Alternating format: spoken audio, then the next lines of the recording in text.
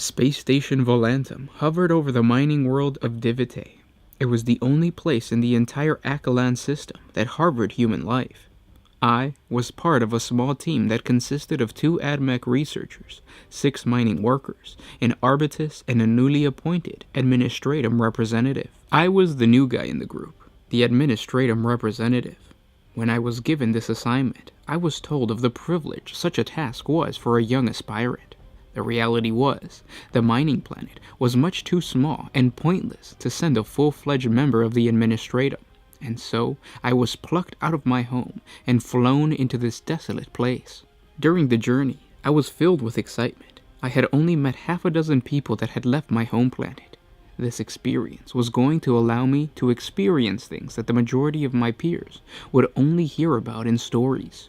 I didn't even care about the cramped conditions I had to endure, since I was sent on a cargo transportation ship instead of a regular Imperial ship, or that the travel made me horribly sick and I spent the majority of my journey vomiting and seeing strange visions of blue squids swimming through my small cabin. When I arrived on Volantum, the space station doors opened. I was greeted by a pale gray servitor. I introduced myself and walked toward him, expecting him to take my luggage. Without a word, the servitor walked past me and began to unload the cargo. Luckily, no one was around to witness my stupid attempt to talk to a lobotomized servant. The first person I came across was Engineer Ludres. She was one of the AdMech researchers on the space station. She explained Morris, the arbitrator, would have been the only one aware of my arrival. She directed me towards his chamber, where we found him sleeping on a pile of empty beer cans. After waking the arbitrator, she showed me around the space station. I met the majority of the crew, except for 2 miners that were in the lower decks working on retrieving today's mineral extractions. The majority of the crew seemed friendly. The isolation made them very excited about having a new face around the station. All but one worker, Rich, who hadn't said a word. He simply nodded and shook my hand when we introduced. Later on, I pulled Ludres aside and asked why Rich was so standoffish. She explained an accident in the lower decks had occurred. A moving pipe struck him in the neck and nearly killed him. He had trouble speaking, and so he just stopped trying.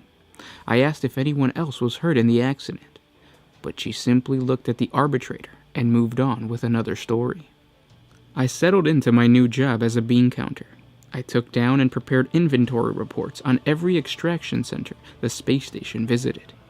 The planet was covered in 12 extraction centers. Volantum, the space station, would connect to each one once a day and extract the raw materials to ship out to the neighboring systems.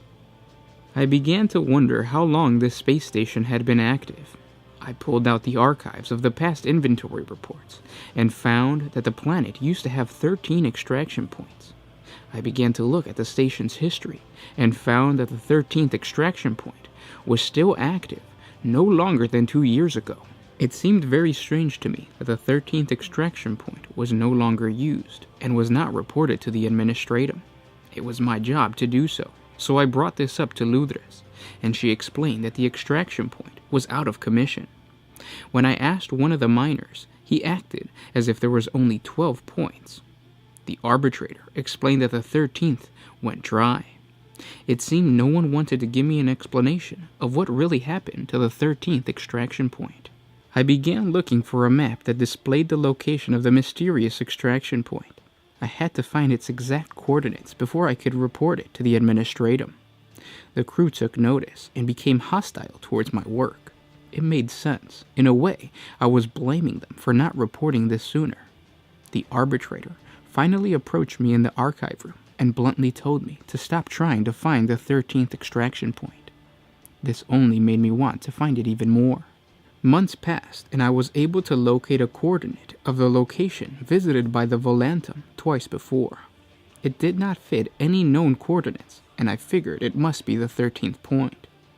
When the crew was asleep, I entered into the control room and set the coordinate into the automated directional system.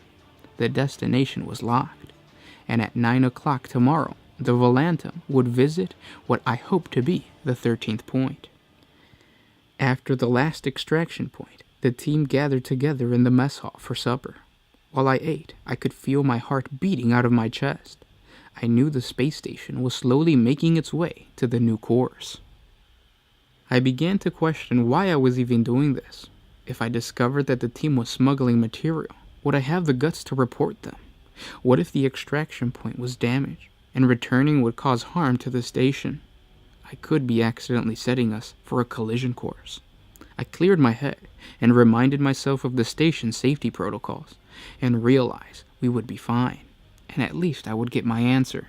The alarm that normally notifies the crew we were approaching an extraction point began to sound. At this point, only Luthris and I were in the mess hall. When the alarm went off, Luthris looked around and said something was wrong. She left to the control room. I stood up and made my way towards the lower deck. When I reached the lower deck, the doors opened and the station locked to the extraction point platform. Nothing out of the ordinary. The lights turned on and the platform was empty. I stepped out. Complete silence. When I reached the lower decks, the doors opened and the station locked to the extraction point platform. Nothing out of the ordinary. The lights turned on and the platform was empty. I stepped out and it was completely silent. Suddenly, the sound of clanking came from one of the open extraction holes. The hole was large enough to fall into, so I carefully made my way to look down. I peered down the long shaft, but I saw nothing, and the sound had stopped. "You idiot," the arbitrator said. He was standing in the doorway to the space station. I tried my best not to seem startled as I turned to look at him. He was holding a las gun in his hand.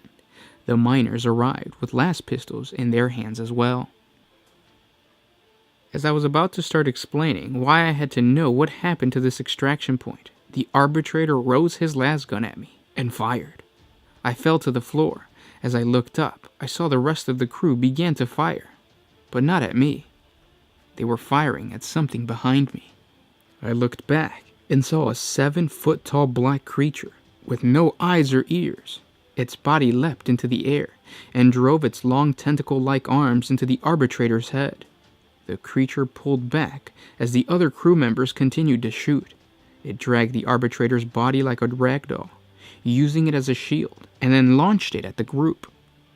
The arbitrator's body knocked down 2 of the miners, and by the time they hit the floor, the creature was already upon the closest miner, tearing his head from his body in one effortless motion. One of the miners looked up at a security camera and screamed, "Get out of here!" A second later, the creature impaled him with his 2 long tentacle arms. He then split the miner down the middle with its sheer strength. The creature gruesomely dismembered the remaining miners and then entered the space station, the blood and guts of my comrades dripping down its limbs as it walked along the corridors. I laid motionless for a moment, and then I made my way into the space station. I could hear gunfire as Luthris and the other AdMech researcher fought for their lives against the creature. When the gunfire ceased, I could hear someone coming back into the lower chamber. I crawled underneath a desk and pulled a filing cabinet in front of me to hide me from whoever came back to the lower deck. It was the creature. Over its shoulders was Luthris, and in its hand was the AdMech researcher's spine, which dragged his head along the floor. It tossed the remains into the center of the lower chamber, and then gathered the other dead crew in the same pile. I was crouched, peering out of the slit created by the cabinet and the desk. My heart was racing, and it was difficult to contain my breath. I was petrified the creature would hear me. I watched as the creature began to consume my crewmates. It took Luthris's head with 2 hands and shook it. She moaned in pain. She was still alive.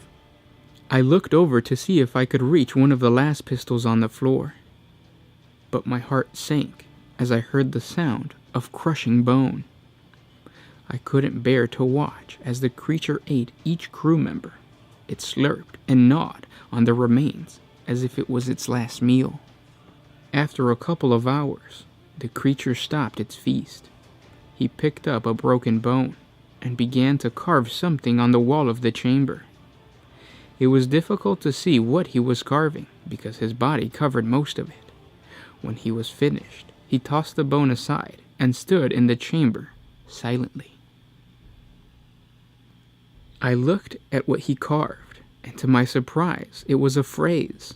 Perhaps it was a warning message to whomever would come investigate what happened. After I read the carving, I couldn't help but begin to cry. The message said, "I see you under the desk." And that was my creepypasta. I hope you guys enjoyed this video. If you did, share it with your friends. Thanks so much for listening, and I'll see you guys tomorrow. This was Gershwin with One Mind Syndicate, signing out.